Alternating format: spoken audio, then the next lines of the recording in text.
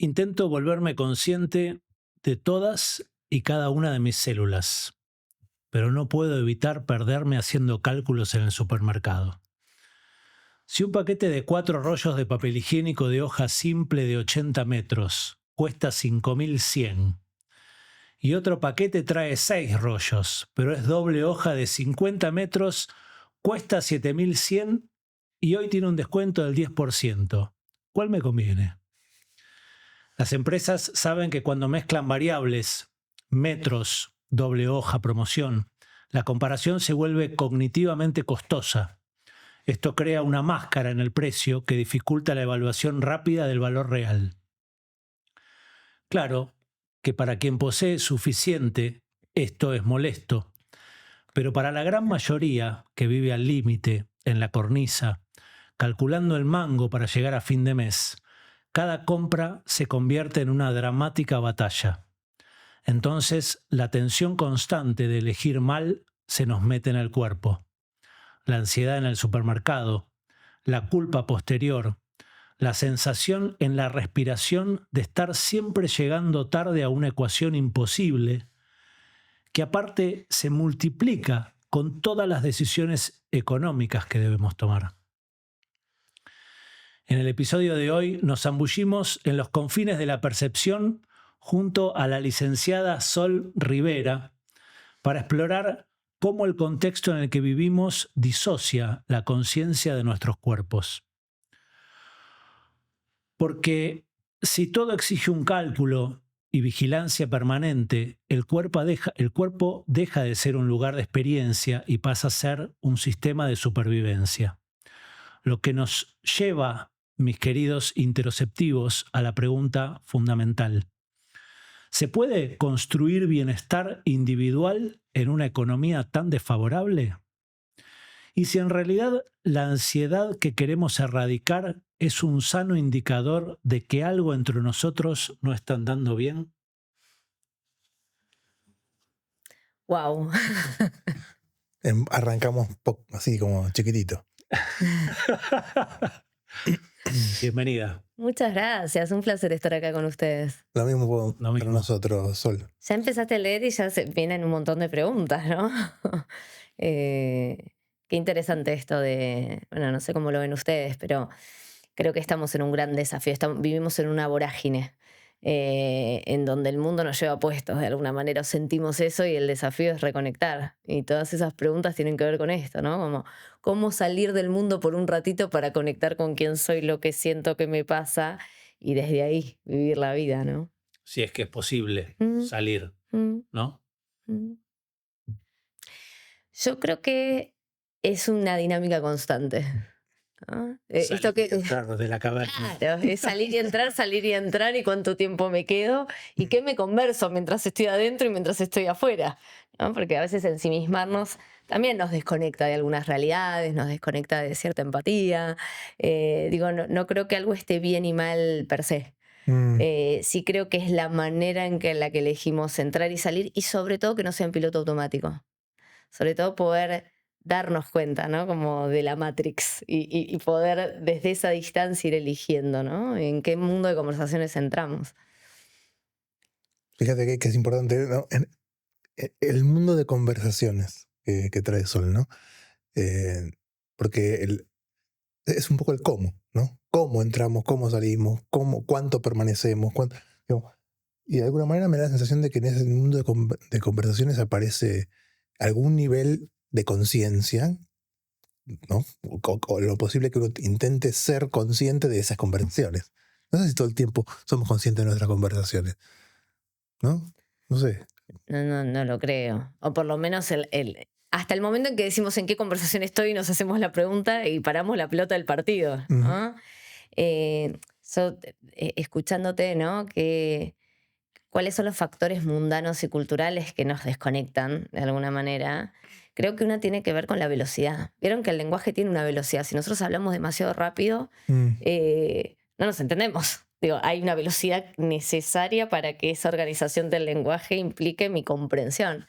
pero vivimos a 200 por hora, ¿no? Simbólicamente hablando. Entonces pretendemos comprendernos, entendernos, entender al otro, entender el mundo, entender la conversación en la que estoy, o al menos registrarla, cuando vamos a una velocidad en donde eso es casi imperceptible. Entonces creo que un factor, como para debatirlo, ¿no? Tiene que ver con preguntarnos a qué velocidad estamos yendo y a qué velocidad queremos ir. Porque es un mundo vertiginoso, como decías vos, que la velocidad se plantea muy alta, quizás muy alta a lo que va nuestro cuerpo, nuestro sistema, nuestras necesidades. La velocidad es un factor, Mm. ¿no? Un factor que impacta en la costumbre, y cuando se hace costumbre justamente es cuando se hace habitual y cuando entramos en el automatismo, Mm. ¿no? Bueno, muchas veces nosotros hemos hablado de Byung-Chul Han, que es este filósofo surcoreano que trae toda esta crítica a varias de las configuraciones actuales, ¿no? del sistema en el que estamos, y que intenta acercarnos a una detención o a aquellos aspectos que pueden implicar o propagar algún tipo de detención, pero a la vez combatir el encierro en uno mismo, Mm. ¿no? Y parece algo que ahora que vos lo traes, digo, uy, ¿cómo se hace? ¿Cómo combatir el encierro en uno mismo? Pues decir, no alienarse.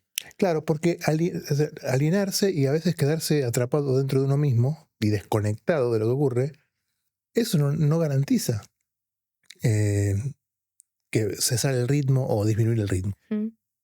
Uno puede desconectarse de todo el resto y sigue Estar así. a 1000. Seguir patinando, claro. Claro. Entonces, ¿cómo se hace? Mm. Mm. ¿No? Por eso esto que leí la semana pasada en un post, ¿no? Sobre que como que siempre estamos queriendo poner los pies en la tierra, ¿no? Con respecto a la ansiedad, que vivimos muy acelerados.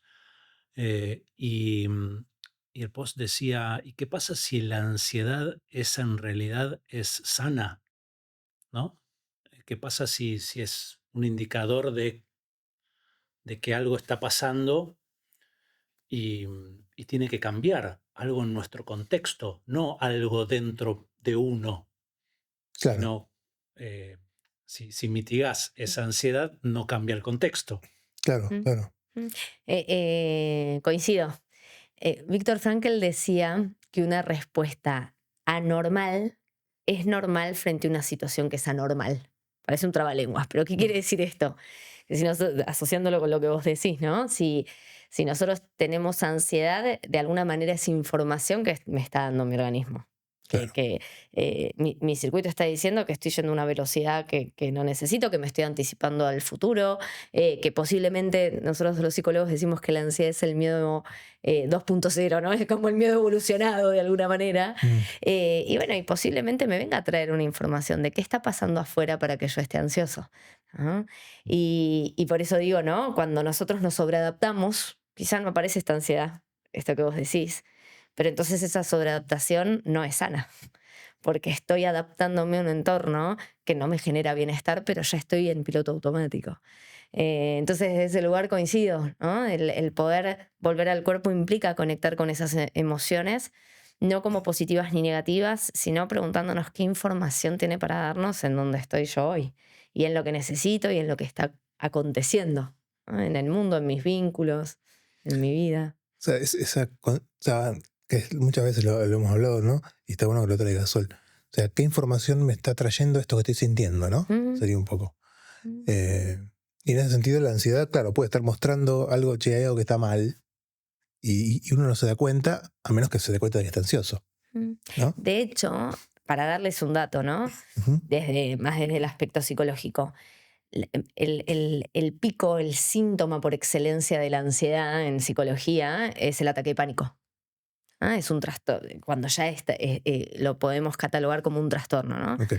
Seguramente escucharon hablar de algún amigo, algún compañero, algún familiar, algún conocido que en algún momento tuvo ataques de pánico, que es como el pico, ¿no? De ansiedad llevado al cuerpo. Sí. Y las personas que sufren ataques de pánico son las personas más sobreadaptadas. Ajá. no son las personas que suelen ser las más miedosas, las que suelen quedarse, ¿no? Las que no suelen lograr resultados extraordinarios, visto desde la óptica, ¿no? Del observador externo, Sí. sino más bien son las personas que se sobreadaptaron tanto y fueron tan autónomas y siguieron, ¿no? En ese carril, que Claro. en algún momento el cuerpo termina expresando todo eso que su mente y su emoción se anuló, ¿no? Entonces es curioso porque es cuánto tiempo podemos llegar a no escuchar nuestro cuerpo para que nos grite de esa manera, ¿no? Si lo escucháramos antes no llegaríamos a esos extremos, ¿no? Desde el lado psicológico. Es que el camino hacia el éxito es el cuerpo no es estorba, ¿no? El cansancio es falta de productividad, la ansiedad es una distracción. Tenía acá unas. El dolor es algo que me detiene, la pausa es algo que me da culpa. Claro, está todo mal. Con cualquier cosa que genere algún tipo de detención o disminución del ritmo. Los indicadores internos Sí, o sea, los pasamos por alto. claro. Sí, y yo creo que lo más grave aún, por eso muchas veces trabajar la ansiedad, trabajar el estrés como diagnóstico en psicología y trabajar, bueno, las cuestiones que estamos viviendo como seres humanos en esta época, porque antes no había tanto diagnóstico de estrés, de depresión, de ansiedad, ¿no? Tiene que ver con el mito encima, o la falacia, de que si yo no paro voy a producir más. ¿No? Sí.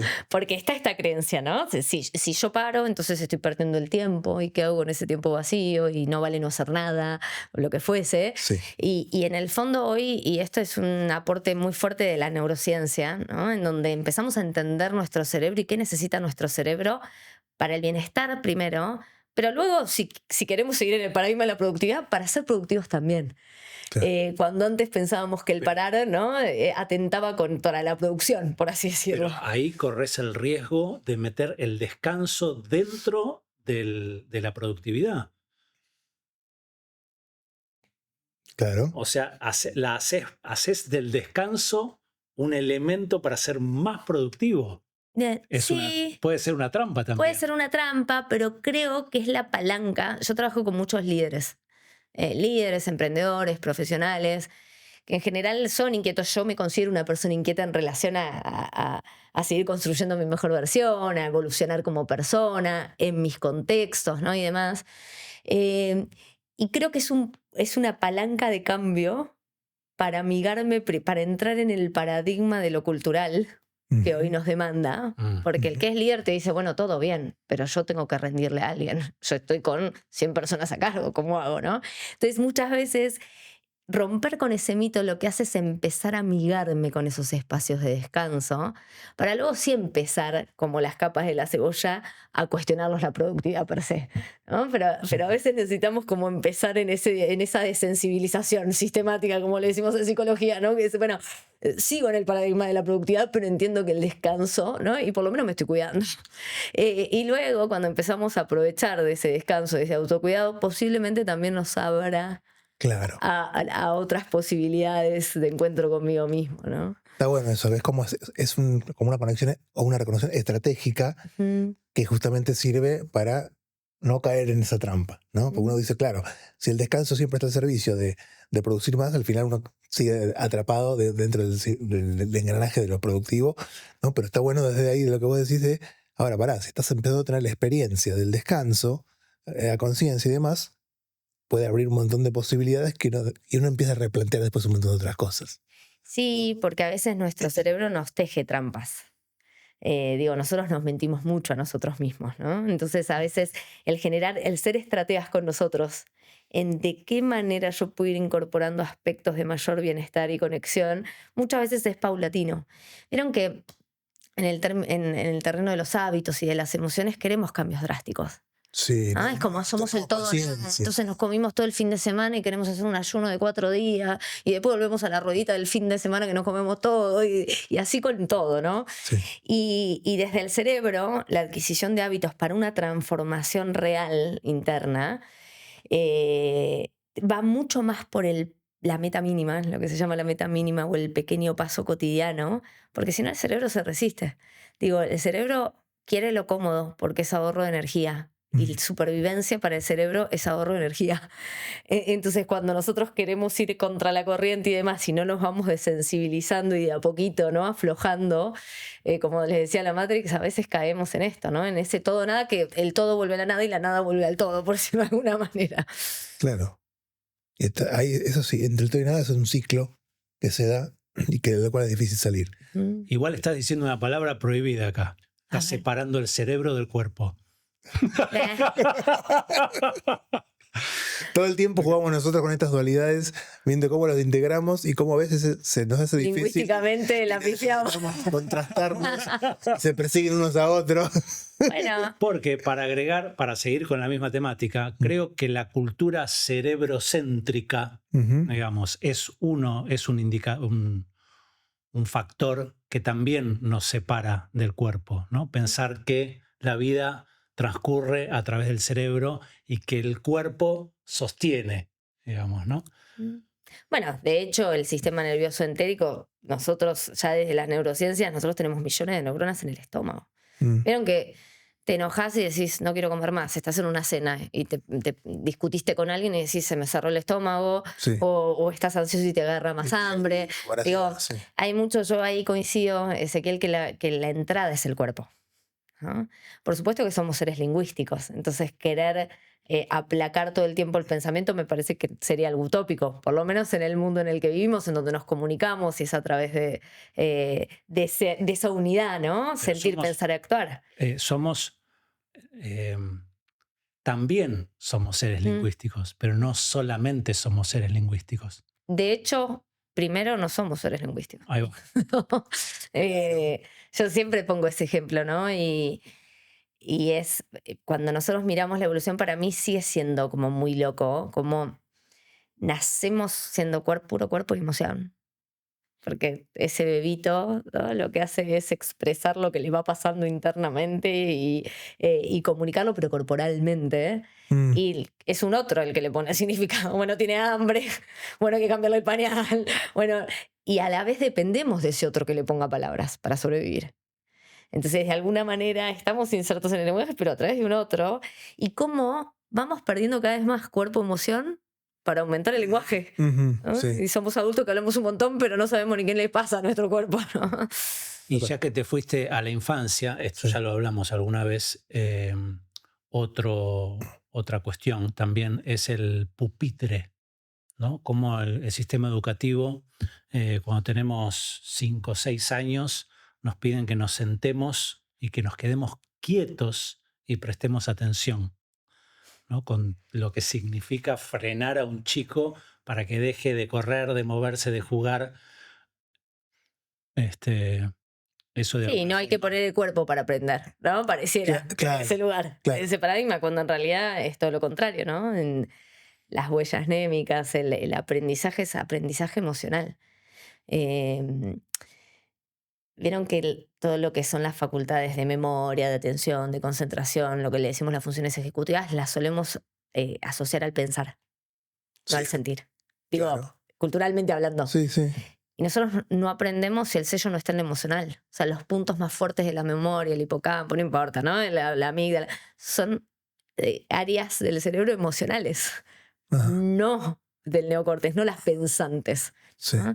Entonces yo coincido, de hecho yo siempre pongo, cuando doy capacitaciones y demás, pongo imágenes y digo, miren lo que cambió un teléfono hace 100 años y un teléfono ahora. ¿No? Sí. Miren lo que cambió un auto y muestro imágenes. Y miren lo que cambió un aula. Y vamos a las aulas y son bastante parecidas. Claro, exactamente. Entonces, ¿cómo poder hacer para entender que el cuerpo y la emoción son nuestros lugares de aprendizaje? Mucho más que el pensar. Sí, es todo un desafío para los que damos clase, y en mi caso en un secundario, porque no es solamente los niños de 5, 6 años, 7 años. Digo, también en el secundario estamos queriendo que los pibes de 15, 16, 17, que tienen la explosión hormonal, la explosión de tamaño físico y un montón de cosas, también estén sentaditos. Y la verdad que es, no sé, es un fracaso, ¿no? el pretender eso, sabiendo que también, o sea, no se pierde, sino al contrario, seguramente los aprendizajes emocionales que puedan tener van a ser más significativos. Es que yo siempre digo cuando doy clases y demás eso, ustedes no se van a acordar de nada que diga yo, o sea, por más de que estudien para el examen, se lo van a olvidar. ¿Cuántos exámenes estudiaron para la primaria, para la secundaria, nosotros, ¿no? Claro. Y cuánto de eso te acordás realmente. Ahora, algo que te impactó emocionalmente no te olvidas más. Y ni siquiera necesitaste estudiarlo. Entonces, a veces propagamos tanto la repetición en nuestra cultura, el repetir, repetir, repetir, el que encajemos, ¿no? Y no el conectarnos, ¿no? Y la conexión de alguna manera siento que es el camino, ¿no?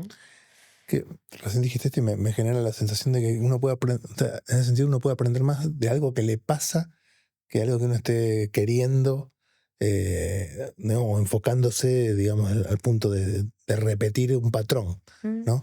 Uno puede aprender algo de un suceso, ¿no? De una circunstancia, de un encuentro, más que ¿no? Esto de ponerme a repetir tal cosa para meterlo acá. Lo cual, a veces también creo que cuando se plantea esto, a veces se cae en la demonización de la memoria, ¿no? Que tampoco creo que hay que demonizarla a la memoria, ¿no? Porque también tiene mucho que ver con cómo construimos y tenemos de primera mano acceso a información rápida para hacer un razonamiento. Porque, ¿no? Entonces, buscar el espacio del aprendizaje corpoemocional y a la vez, bueno, pero la memoria, como decís, tiene siempre un componente de... ¿Dijiste que no te entendí? Un aprendizaje corpoemocional. No, lo interrumpí porque digo, la memoria es importante, pero la memoria no se va a fijar si no tiene un pegamento emocional en lo que se está aprendiendo, ¿no? Sí, y de hecho hace quienes creemos que somos. Digo, Claro, la identidad. digo, la conciencia de sí mismo, de mismicidad se dice en psicología, ¿no? ¿Qué hace que yo diga que yo soy yo y no soy otro? Y que yo me vea en la foto, en la fotito de preescolar y por más de que haya cambiado absolutamente la totalidad de mis células, yo digo que soy yo, ay, no soy otra, ¿no? Y esa conciencia de mismicidad tiene que ver con la memoria. De hecho, para poner un ejemplo como súper claro, en enfermedades degenerativas, como por ejemplo el Alzheimer, algo que te dicen los familiares de una persona que sufre el Alzheimer, por ejemplo, es: mi mamá ya no es mi mamá. ¿Por qué? Le preguntas: ¿por qué no me recuerda? ¿Por qué no recuerda qué hizo? ¿Por qué no recuerda quién es? ¿Por qué ve a sus nietos y no los reconoce?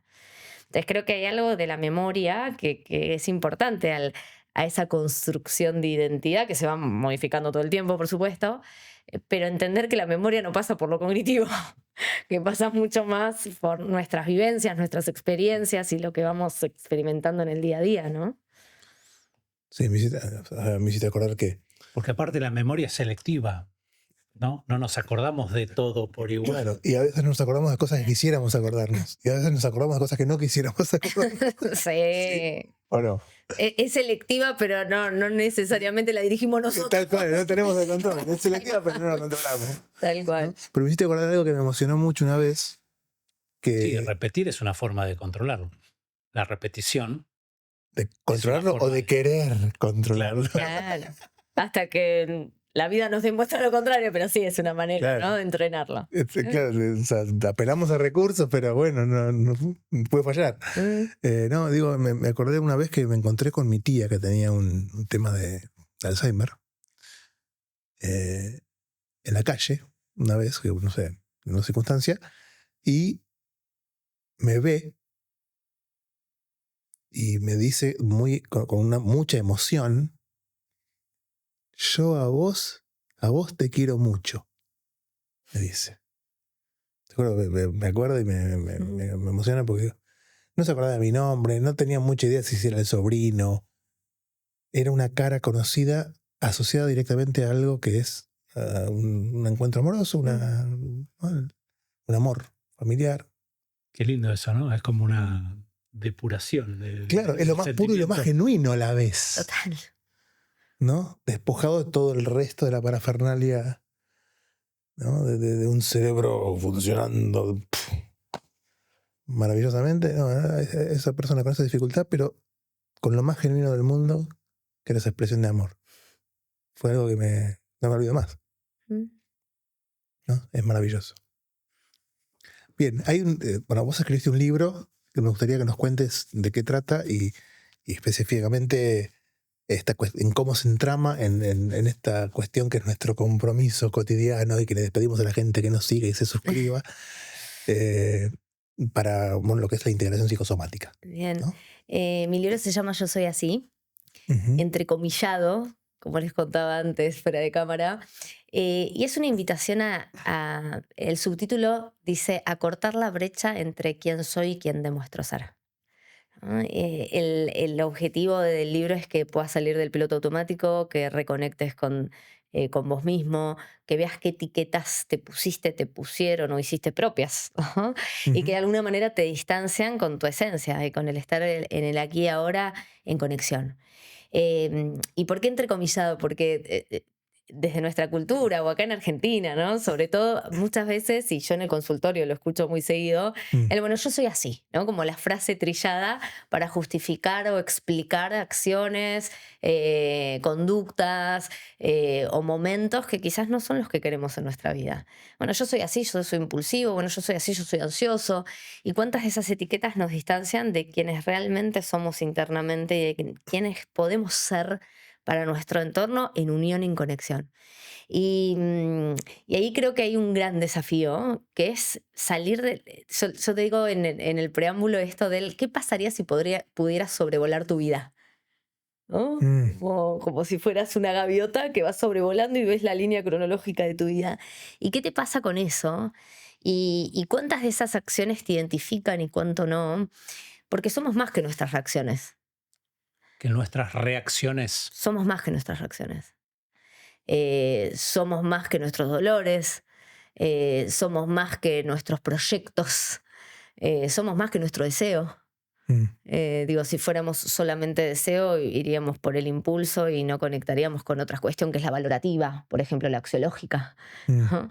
Entonces, somos todo eso en conjunto y sobre todo, ¿qué hacemos con eso cuando conectamos? Podemos ser más, pero también podemos quedarnos en eso.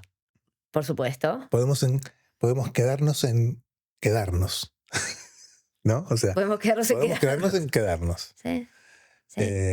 Pero está bueno saber que, ¿no? Digo, el ver que está esa posibilidad, y vos traes la dimensión valorativa que es tan importante, ¿no? ¿Por qué es tan importante la dimensión valorativa?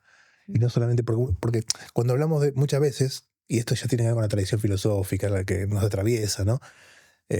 Cuerpo igual impulso, igual deseo, ¿no? Inclusive en Spinoza, que muchas veces lo hemos traído, Spinoza habla del conatus, que es como una fuerza, la fuerza que hace que el ser quiera perseverar siendo lo que es. O sea, es como un instinto de supervivencia, ¿no? Que siempre hablamos de... La fuerza centrípeta. Claro, es una cosa que ¿no? es una pulsión de vida, también se puede traducir, ¿no? Pero cuando se hace consciente es deseo, ¿no? Para Spinoza, por lo menos, ¿no? Entonces, pero claro, el cuerpo, impulso, deseo, pulsiones. Y entonces uno dice, vamos a la esfera valorativa axiológica, como decir. Entonces el cuerpo tiene que estar afuera, ¿no? Por esta cuestión que nos atraviesa tanto del dualismo mente-cuerpo, ¿no? ¿Cómo es posible, o cómo te parece a vos, que es posible hacer esta integración donde lo valorativo, el sentido, el propósito y todo esto atraviese o emerja, no sé, ¿no? de la persona? Está buenísima la pregunta. Miren, yo una de las líneas psicológicas en las que me formé, yo me considero muy integrativa como profesional, y una de las líneas que amo y que tuve la suerte de conocer a su mujer y a su nieto es la frankliana, la de Viktor Frankl. Sí. Él era un neurólogo existencialista, creador de la logoterapia. La línea psicológica que trabaja el sentido de vida. Después hizo psicológica, en realidad era neurólogo y él estuvo en un campo de concentración. Bueno, quizás conocen el libro El hombre en busca de sentido. Sí. Y yo creo que algo que para integrar, yo creo que está unido desde el momento en el que, esto es una creencia, digo, no es la verdad, pero es una mirada que a mí me gusta mucho, frankliana, que es que nosotros no somos solamente cuerpo, emoción y lenguaje. Somos espíritu también. Es ese algo más allá, ¿no? Que no podemos decodificar bien. Y que muchas veces cuando entramos en conexión parece que une todas las partes, ¿no? De alguna manera, ¿no? A mí me gusta pensar eso, porque ahí es cuando para mí todo se une. En esto que yo les decía, les contaba detrás de cámara del pasado, el presente, el futuro, que parece como algo disociado, ¿no? Y que en realidad somos todo aquí y ahora, en nuestras células. Para mí lo valorativo está muy asociado a eso que conectamos cuando conectamos desde las entrañas, ¿no? Pero que no necesitamos impulsar. Es muy distinta para mí la sensación. Porque hay una sensación de conectar con nuestro cuerpo con serenidad. ¿Sí? Ok, ahí está. Y hay una sensación para llevarlo al cuerpo, ¿no? Y el deseo que es desde la psicología, el deseo está en lo que falta. Es ir por aquello que falta, ¿no? Aquello que no tengo, ¿no? Entonces deseo lo tengo y somos seres deseantes, entonces vamos por la vida buscando cosas, obteniendo cosas, queriendo más cosas, etc. Y el deseo muchas veces lo que nos hace es ponernos inquietos más que generarnos paz. Claro, más que ¿no? quedarnos quietos. Claro. Entonces yo creo que ahí lo valorativo y lo espiritual lo vemos cuando el agua se aquieta. ¿Vieron que cuando el agua está turbia no ves nada? Porque me levanta toda la mugre abajo, ¿no? Sí. Y cuando el agua se empieza a aquietar, decanta. ¿no? Sí. Bueno, hay momentos en donde necesitamos que se aquiete y aparece algo, ¿no? Algunos creen que es un llamado, algunos lo ven con la conexión corporal, a otros les aparece en modo de mantra, pero tiene que ver con ese conectar más allá. Qué interesante, ¿no? Porque pensar que lo espiritual como aquello que integra va en contra de algunas tradiciones que separan lo espiritual del cuerpo, ¿no? Claro. En ese sentido. Y vos también hiciste Gestalt Yo me formé en Gestalt con la nana Schneik. Adriana Schneik era una psiquiatra que ya falleció a sus 90 y largos de años, que es una de las pioneras de la Gestalt, era chilena, y yo me fui a Chile a formarme con ella en todo lo que es, porque la gestáltica necesita formarse vivencial y experiencial porque es cuerpo antes que nada, ¿no? Más que la teoría. Y ella trabajaba mucho esto, ¿no? El aquí y ahora, como ella decía, cada encuentro es un reencuentro. Y lo que convocaba es al conectar desde el aquí y ahora en lo emocional y en lo corporal. Y la Gestalt tiene mucho de esto. De salir del plano del pensamiento para conectar con mis sensaciones. Después, ¿qué hago con eso? Es otro tema, ¿no? Esto que decíamos, no somos seres deseantes, no siempre somos más que nuestros deseos o impulsos. Ahora, conectar como primer eslabón me parece fundamental. Porque si no los reaccionamos, ahí es cuando los reaccionamos, ¿no? Claro. ¿Y qué hábitos pueden ayudarnos en eso? Mira, hábito es lo habitual, ¿no? Si vamos a la definición.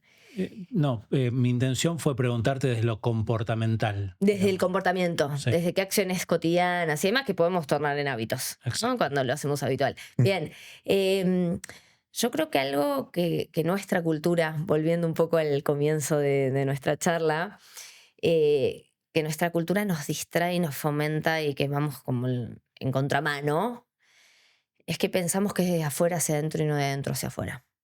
Por supuesto que es en conexión con el afuera, ¿no? Claro. Esto no podemos vivir aislados como decíamos antes, ¿no? Exacto. Entonces, para introducir, ¿no? Lo que quiero decir, empezar a romper con el mito de que necesito algo afuera para estar tranquilo adentro, me parece que ya es empezar mal, ¿no?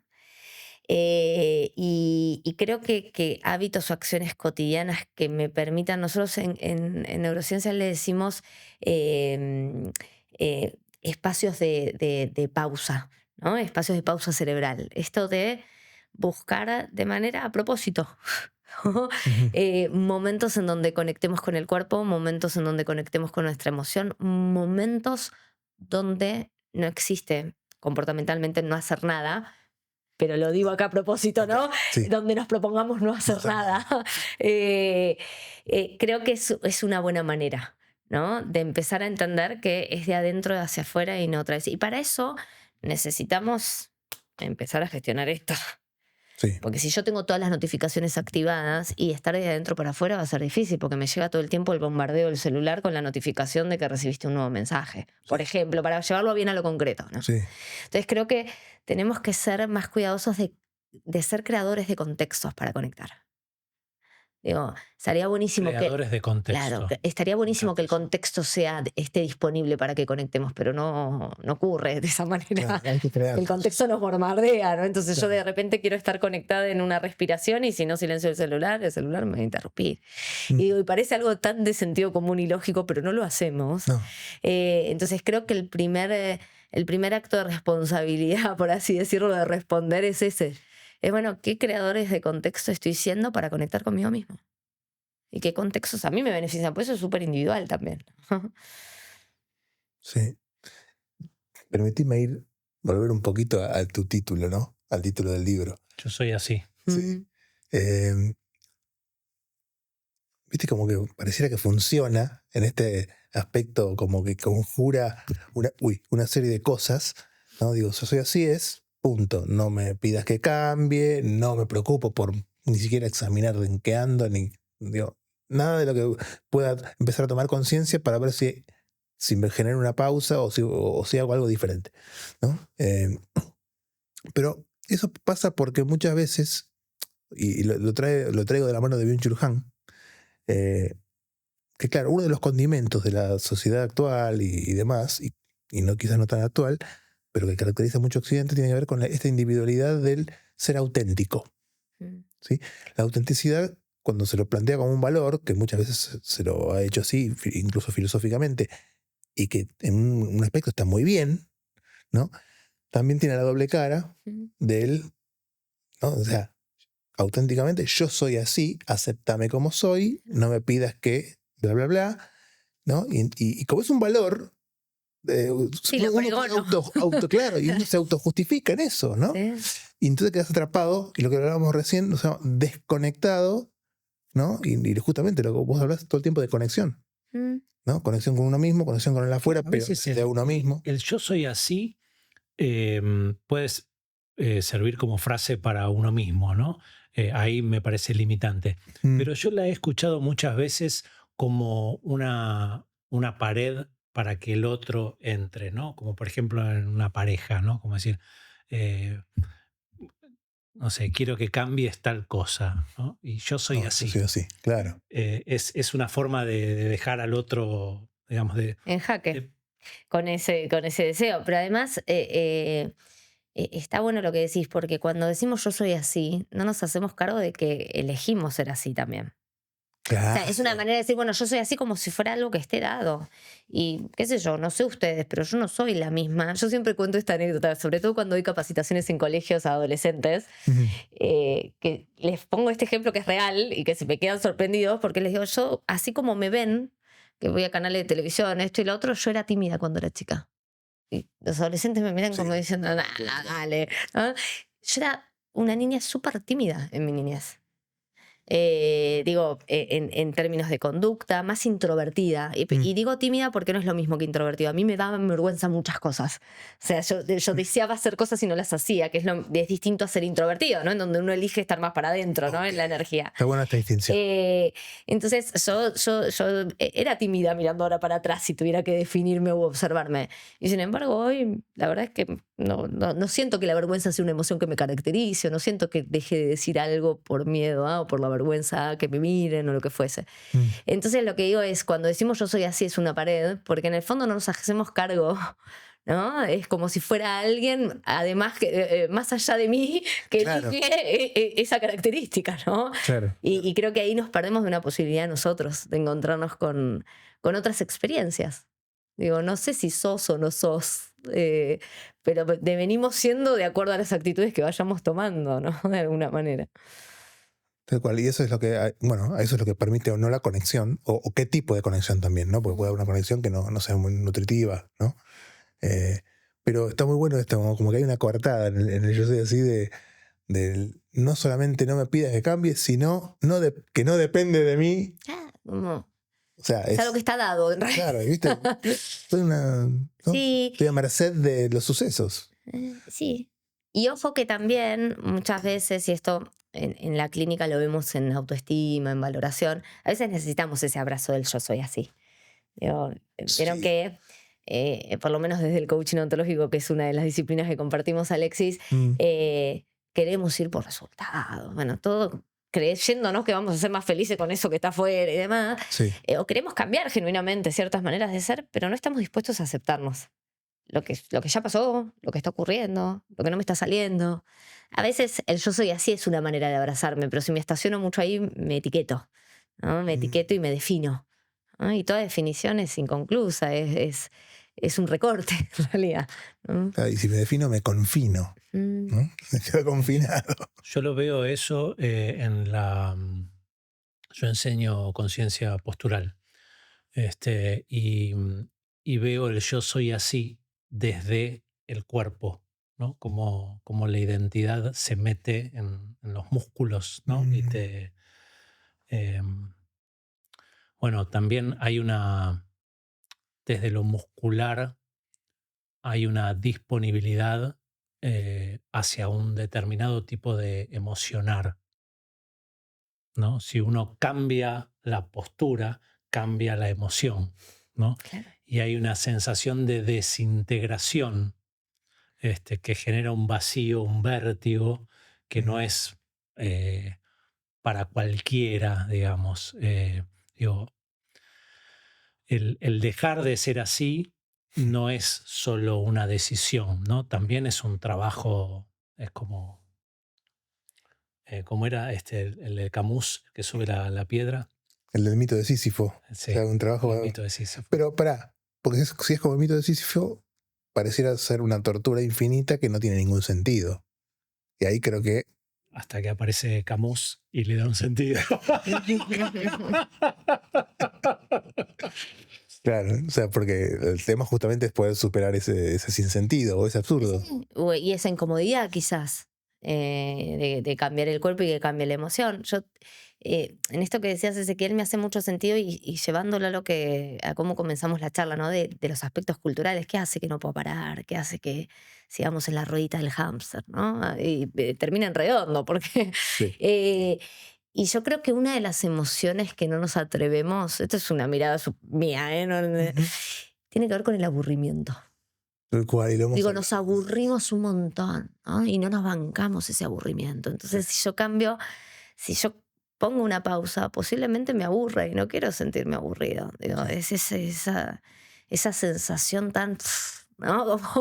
Y creo... No sé si estoy muy de acuerdo. A ver. Porque yo creo que en el aburrimiento también hay un vértigo. No es, o sea, el aburrimiento es como el puntapié para que aparezca un vacío, aparece lo desconocido, una pérdida de identidad. Claro. Que genera como un miedito también. Pero es que a eso iba. A ver, el aburrimiento desde lo cognitivo, digo, cuando lo pensamos, uy, aburrirse, ¿viste? Estoy aburrido y parece que fuera pesado y que soso, ¿no? Y que todo.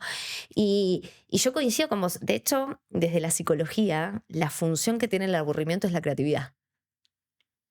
Claro. Digo, esto lo vemos en los niños. Digo, hoy no podemos tener nenes aburridos, ¿vieron? Entonces, mamá, dame la tablet, mamá, dame la tablet. A la tercera vez que te dijeron dame la tablet, si vos no estás consciente, ¿no? de lo que estás haciendo dándole la tablet, vale, da la tablet. Sí. ¿Qué le pasa a ese nene? Ese nene no se aburre, pero porque está automatizado y está scrolleando y está, ¿no? Perdido ahí. Si ese nene dejamos que se aburra, posiblemente a los 5 minutos lo veamos con una botella haciendo que es una nave espacial, ¿no? Pasándola por arriba y haciendo que choca con otro vasito que agarró.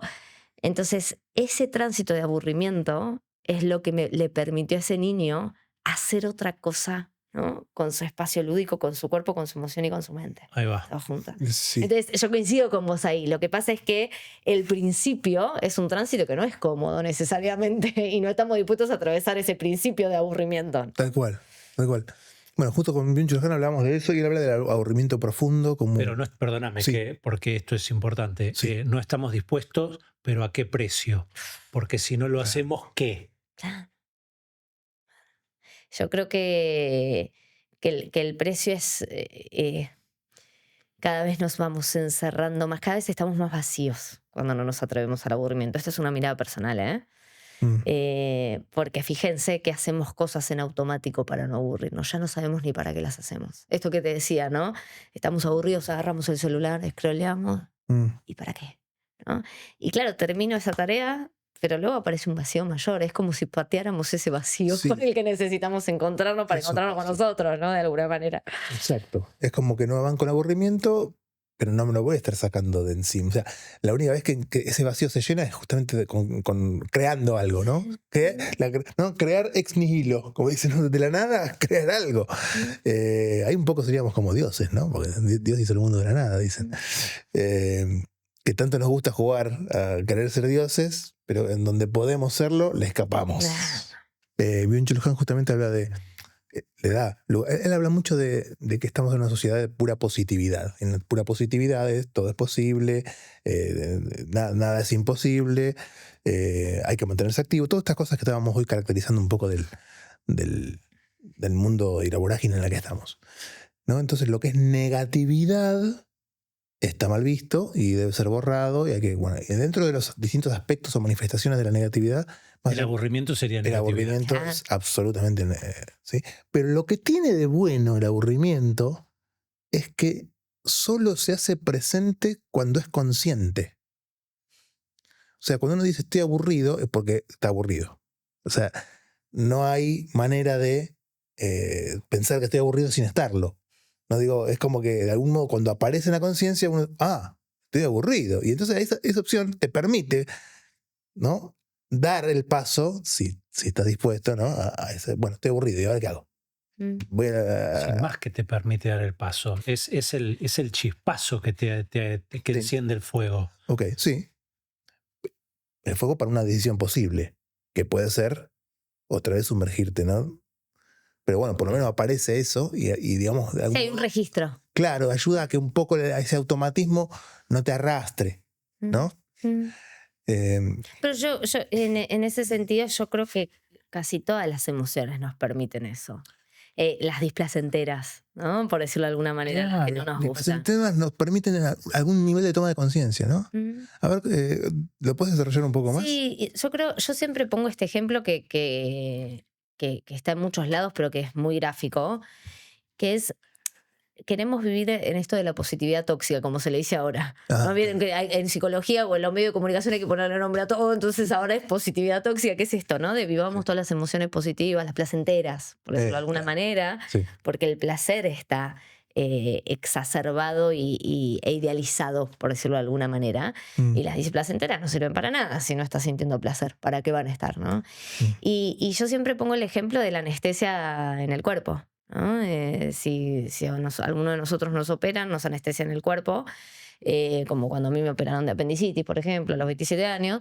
¿Y eso qué me permitió? Me permitió no sentir dolor en la operación, por supuesto, ¿sí? Pero si a mí me dijeron cosas lindas para que me sienta tranquila, no lo sentí tampoco porque estaba dormida. Si me dieron una caricia, tampoco lo sentí, ¿no? Entonces a veces disociamos las emociones como si pudiéramos sentir algunas y no otras. Claro. Lo que podemos hacer es negarlas desde acá, ¿no? Pero en el cuerpo las atravesamos. Y yo creo ahí que las emociones que vienen a ser displacenteras vienen a cortar con el continuo de la vida. Pues vieron que mientras estamos contentos todo sigue. Claro, ¿No? claro. Ahora, cuando yo me siento aburrido, cuando yo me siento triste, cuando yo me enojo, cuando me da vergüenza algo, es como que algo que se interrumpe. Exacto. En el corto de la vida. Y bueno, ahí aparece una posibilidad desde mi mirada, que es las preguntas. Que es las preguntas que muy pocas veces nos hacemos cuando estamos en momentos placenteros, ¿no? Porque estamos en ese flow, por decirlo de alguna manera. Claro, en el momento placentero no me quiero... O sea, que no cambie nada. No me interesa que cambie nada. Y bueno, disfrutémoslo mientras esté, pero qué importantes son esos momentos que buscan conexión, más que nada, ¿no? Que los momentos displacenteros. Exacto. O sea, los momentos displacenteros abren a la posibilidad de búsqueda de conexión. Yo creo que sí. Y yo creo que una conexión distinta, ¿no? Digo, abre preguntas. Y muchas veces no está la respuesta. Eso es lo difícil. Porque... conectar con una sensación incómoda, ¿no? Claro. No queremos dudar. La duda es otra expresión de la negatividad. Hay un montón de expresiones de la negatividad. Que viste, o sea, les rehuimos. No tenés que dudar, no tiene que haber incertidumbre. Aunque hoy justo estaba en una sesión con una paciente que me hablaba de un tema de ella y me decía, no, yo quiero controlar lo mayor que pueda el riesgo. ¿no? El El riesgo. Y es esto, es como ir en contra de la incertidumbre de la vida, ¿no? Muchas veces, yo creo ahí en la presencia, muchas veces se trata más de entregarnos, ¿no? Que de controlar el devenir, ¿no? Como si es algo que pudiéramos atajar, ¿no? Y creo que las emociones displacenteras a veces nos relacionamos desde ese lugar, desde querer controlar, ¿no? Más que el entregarnos a lo que necesitemos vivir, ¿no? Confiando. O sea, ¿surgen de querer controlar o surgen al no poder controlar? No, me pregunto, digo, me lo pregunto. Porque pareciera ser que cuando entonces uno se puede entregar, eso de lo cual está queriendo huir, que es la emoción displacentera, después permite justamente que uno la pueda transitar y sentirse mejor. Sí, porque es una lucha. Para mí son las dos cosas en círculo, ¿no? Mm. Vieron que cuando te ahogas en el mar, cuando corres riesgo, te hago un remolino, lo que fuese, lo primero que te dicen es no intentes salir, no luches para salir, ¿no? Mm. Eso es lo que provoca la mayoría de los ahogos. Ajá. Digo, si le preguntan a un guardavidas o demás, la lucha extrema, porque te cansás, porque tu cuerpo, y en ese contexto no podés contra el agua, la gran mayoría de las veces cuando Claro. hay alguna situación adversa. Sí. Y muchas veces lo que te dicen es, no, deja de luchar, ¿no? Y muchas veces el agua te saca sola, ¿no? La misma ola, o pedís ayuda, digo, haces otra cuestión, pero dejas de luchar. Yo creo que utilizando esa imagen, hacemos eso con las emociones. Queremos luchar y nos hundimos cada vez más, ¿no? Es buenísima esa imagen. Queremos luchar, nos hundimos cada vez más y terminamos ahogados, simbólicamente hablando, ¿no? Tal cual. Entonces creo que por ahí está, ¿no? En algo del camino que cada uno irá descubriendo. Me gustaría plantearles a ustedes dos que son corredores. Vos sos maratonista, vos sos corredor también, no corredor de bolsa. No, cero. De eso no te entiendo nada, Alexis. Son runners. ¿Cómo, no? ¿Dónde aparece esta integración en el correr, ¿no?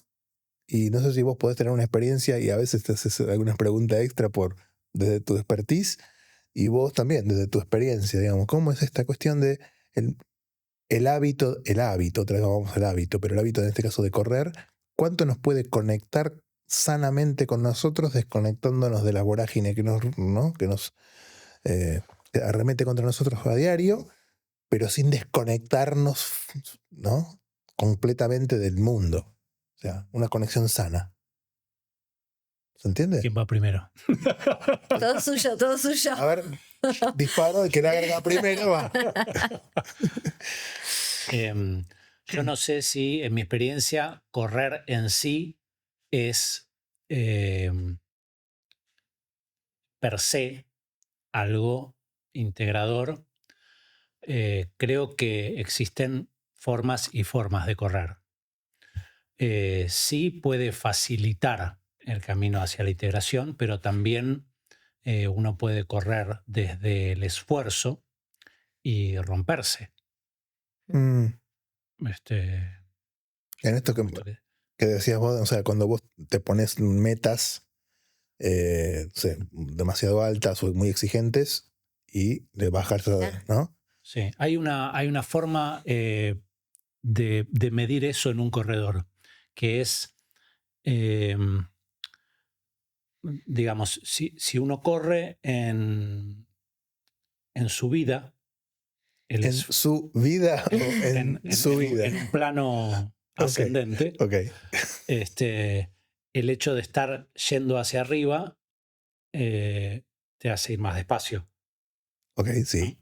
Sí. Si uno corre en bajada, sí. en plano descendiente, sí, no te voy a hacer ningún chiste de embajadores. Uno debería ir más rápido. Ok, sí, la gravedad, digamos. Bien. Sí. Exacto. Entonces, la capacidad de registrar el suelo se ve en la diferencia de velocidad entre tu correr en plano de subida y tu correr en plano de bajada. A ver, lo digo más simple. Hay corredores que corren a 15 kilómetros por hora en plano. Sí. ¿sí? Cuando suben, corren a 14 Sí. y cuando bajan corren a 16. O sea, hay 2 kilómetros por hora de diferencia. Sí. Hay corredores que cuando suben, o sea, que corren a 15 kilómetros por hora, Sí. pero cuando suben, corren a 10 Ajá. y cuando baja, corren a 20. Ajá. ¿Por qué? Porque están más sueltos. O sea, no están corriendo desde la fuerza, sino que están alineados, o sea, están alineando sus huesos de forma que no haya resistencia en su movimiento. Ok, entendí. ¿Bien? ¿No? Como que hay la información del entorno al cual está sujeto, donde desarrolla el correr, está influyendo de una manera que le permite integradamente tener una respuesta con menos desgaste. Exacto. Entonces, ¿cuál de los dos corredores se lesiona más seguido? El primero. El primero. Exacto.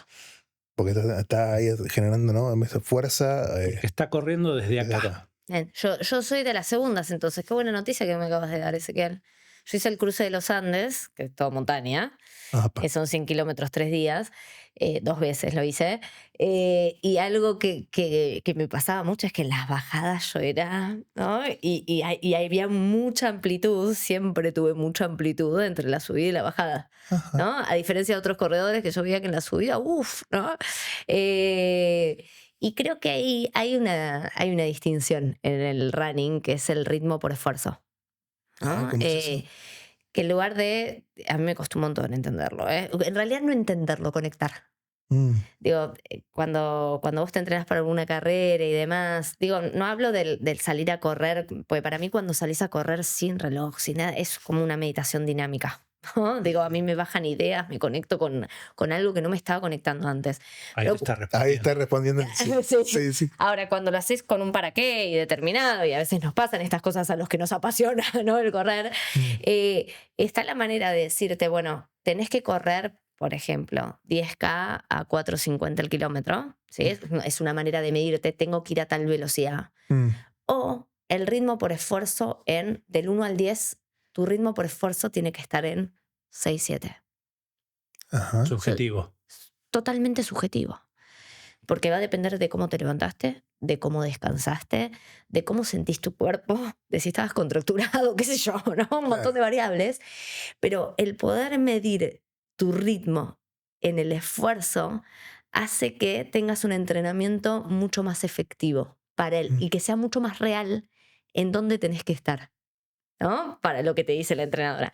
A mí me costó un montón entender que era un 7 para mí, que era un 6 para mí, que era un 8 en una pasada, Eso, un ¿cómo 9 en una pasada muy corta. ¿Cómo se ¿no? descubre eso? No. Creo que no es sin conectar con lo que te va pasando momento a momento. Digo, nos pasan un montón de cosas cuando corremos. Esto de agarraste, si estás en subida, te va a empezar a latir el corazón, te va a empezar a faltar el aire, sentís los músculos más tensos. Cuando agarras una bajada, empiezas a relajar, ¿no?, los músculos y empieza a ocurrir algo muy distinto. Creo que según el día en el que estamos, digo, todo es contextual. Entonces el ritmo por esfuerzo es tampoco dejar, no querer poner a un costado el contexto, Claro. ¿no? El contexto en el que estás vos, y poder convivir en esa danza que termina siendo, ¿no?, el running. Esa danza que se da en el contexto, ¿no? En el contexto está dando información y esa información la estás tomando para poder, justamente en vez de resistir o tener otro parámetro de exigencia acontextual, digamos, al contrario, ¿no? Ahí se da una integración no solamente de uno mismo, sino también con lo que, ¿no?, con el donde uno está. Es el camino de información que sube y el camino de información que baja. Sí, ¿no? y tiene mucho que ver con esta postura que muchas veces hemos hablado, que trae Francisco Varela, de la enacción, ¿no? El cuerpo en movimiento como el espacio de surgimiento de mundo y psique, ¿no? Y la conciencia, digamos, que se manifiesta en ese ida y vuelta de ese cuerpo en movimiento en un contexto, ¿no? Aislado o cercenado, digo, quizás por otras miradas u otros parámetros que uno pueda tener, ¿no? Sí, a mí el running me ha enseñado mucho. Yo traigo muchos ejemplos del running a la vida misma. Por ejemplo, algo que tiene que ver, como desde mi mirada, por supuesto, con cómo vivimos hoy. Vos sabés que los que somos, a mí me gusta hacer fondos largos. O sea, está el que le gusta ir explotar, ¿no? Que explote el corazón, el pulmón todo y darlo todo en 10 kilómetros. Y yo soy de las que prefiero hacer 42 e ir a una velocidad media, ¿no? Claro. Para carreras largas, para fondos largos, algo fundamental es esto, es poder ser consciente de tu velocidad media. Vuelvo al principio de la charla, ¿no? En donde muchas veces desde la mente queremos ir más rápido de lo que nuestro cuerpo nos dicta. Y sostener 42 kilómetros, por ejemplo, que es un maratón, Sí. implica conocer muy bien tu velocidad media y no salir disparado como hacen la mayoría de los runners, ¿no? ¿Qué es lo que pasa en el runner que no ha experimentado, que es su primera carrera y demás? Que sale primero mucho más rápido y termina la carrera mucho más lenta. Claro. En el running, y te lo dicen, coinciden casi todos los entrenadores, no importa el tipo de entrenador que tengas, el diseño de estratégico, como desde mi mirada en la vida, ¿no? Es al revés. Es que vos puedas conocer tan claro tu velocidad media que empieces más lento y a medida de que estás cómodo, tu cuerpo te va llevando y llegues y quizás termines en una velocidad un poco más alta, ¿no? Pero que se mantenga en tu velocidad media. Suelen ser carreras mucho más rápidas esas que las que empezaste, Claro. ¿no? Por el impulso. ¿Y por qué lo traigo? Porque creo que vivimos en una sociedad donde todo es más rápido es mejor. Y si ya, ¿no? Y donde con la mente queremos controlar la velocidad media cuando en realidad la termina gestionando nuestro cuerpo, Tal cual. ¿no? Y es donde el cuerpo te dice basta en algún momento. Absolutamente. ¿No? Qué buen ejemplo, ¿no? Porque ahí estaba la cuestión reactiva de impulsividad, que inclusive puede estar en el ejemplo del correr, ¿no? De esta cosa de salgo corriendo, ¿no? ¿No? Impulsado. Pero claro. Y aparte el malón de las maratones, o sea, Sí. en un maratón viene el malón, que es el contexto de la productividad, si lo trasladamos a la vida, ¿no? Sí. A mí me costó un montón. Yo salía envalentonada y yo decía, es más, voy a ahorrar. O sea, mi pensamiento, fíjense que tiene que ver mucho con la cultura, mi pensamiento es ahorro, porque si ahora estoy descansada en los primeros 20 kilómetros, ahorro para después ir más lento y ir más tranquilo, y en realidad es al revés. Tu cuerpo no puede más cuando vos fuiste antes más rápido.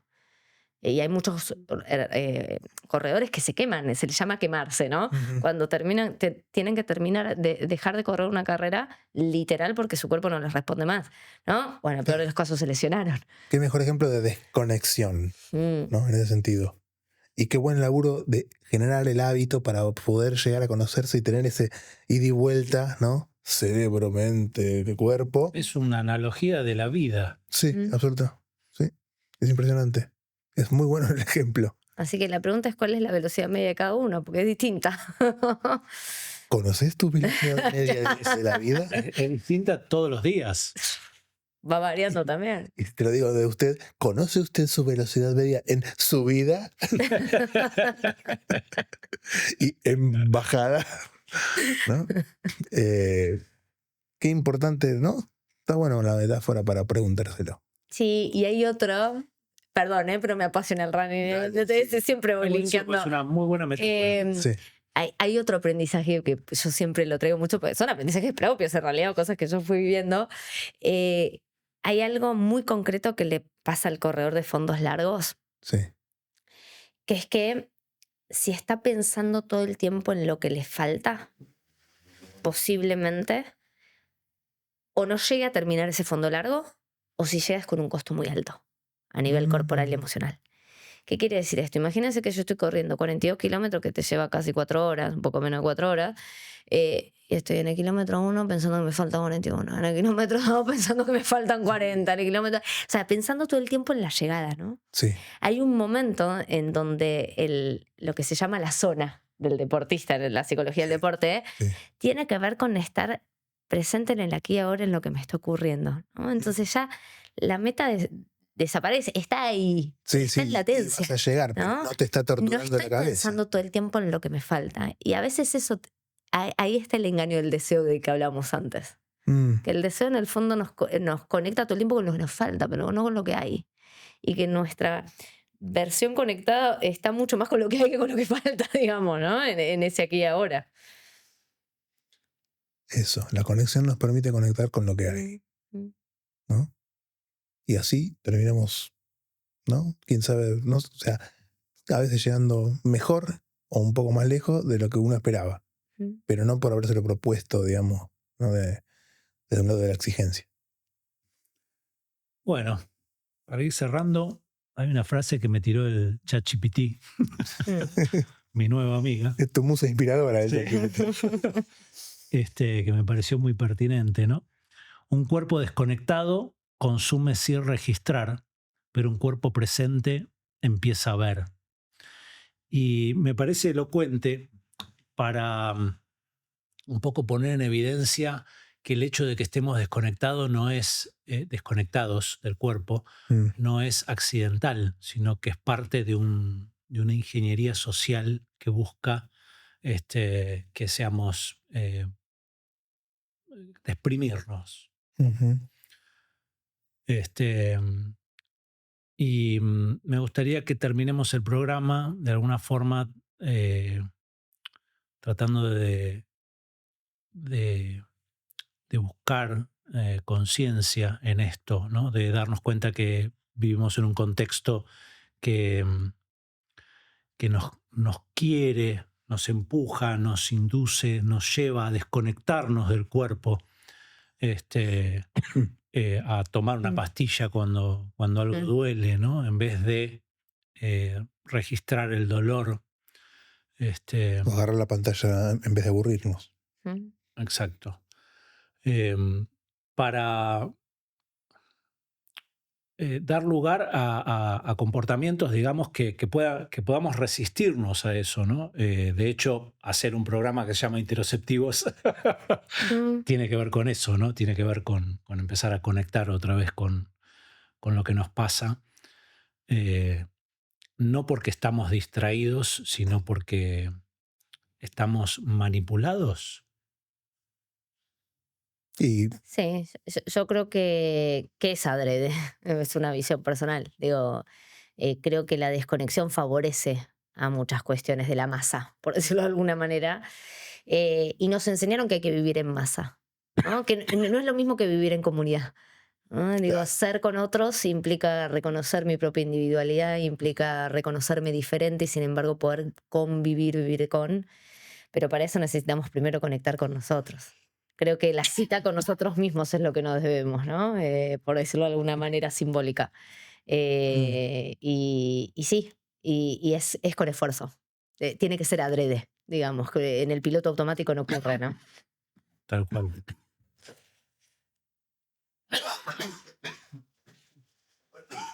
¿Por qué no te abrías?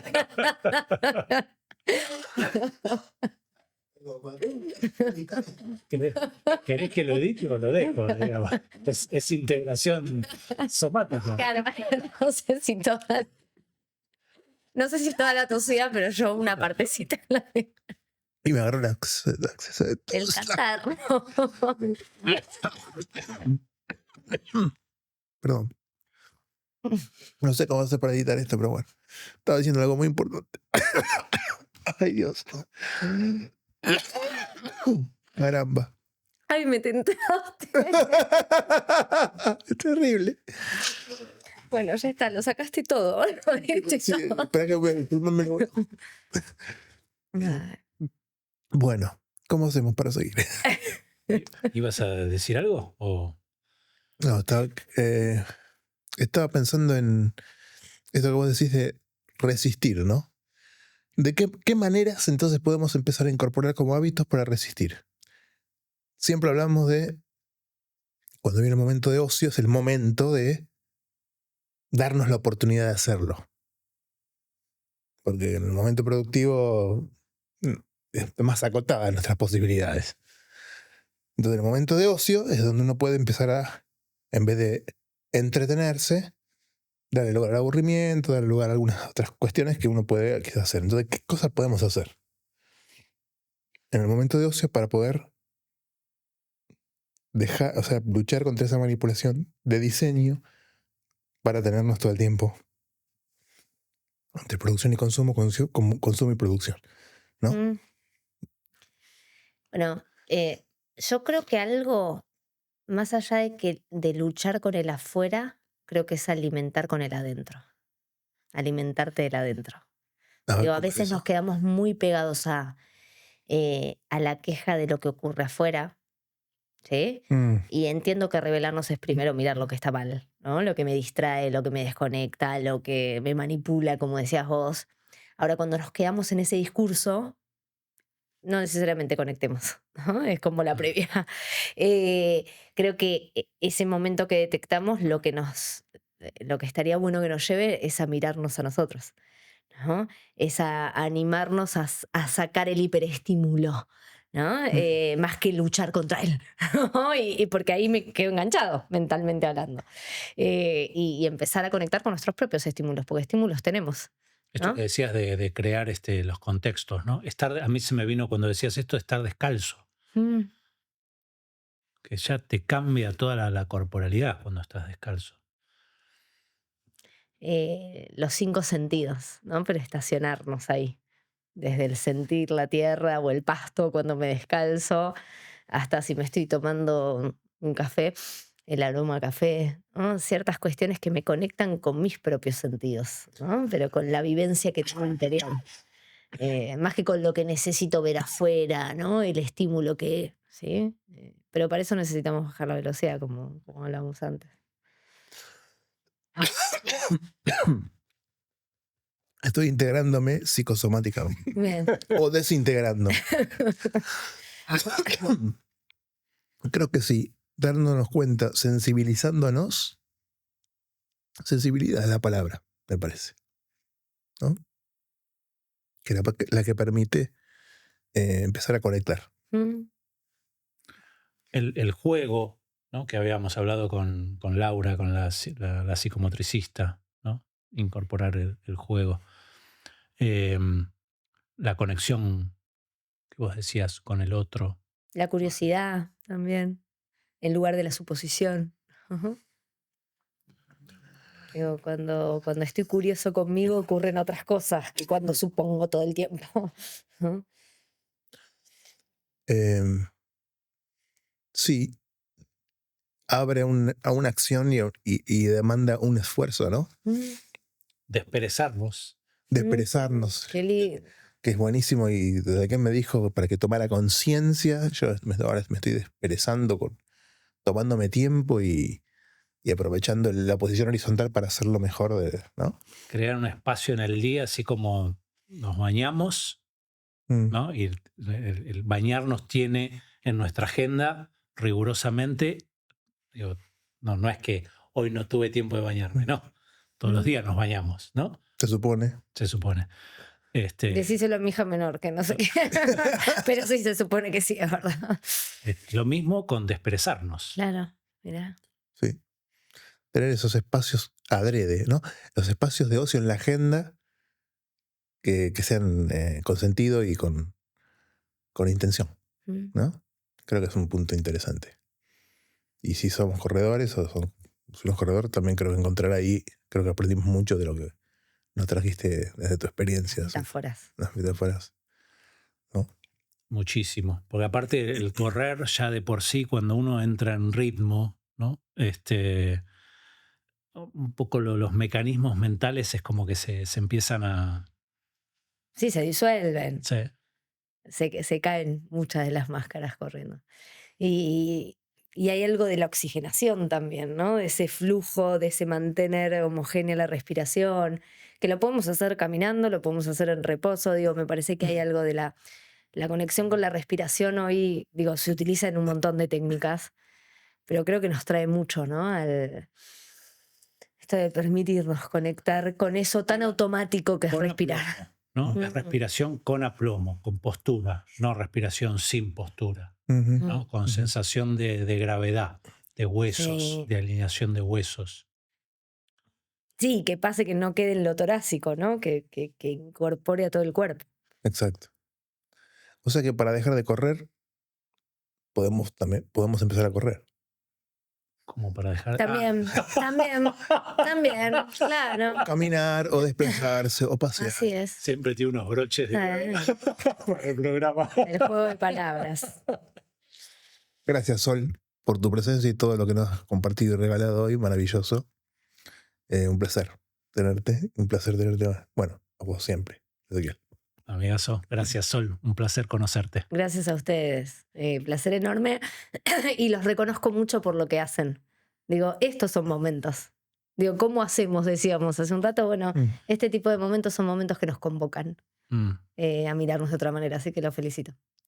Muchas gracias. Gracias. Muy bien. Hasta la próxima.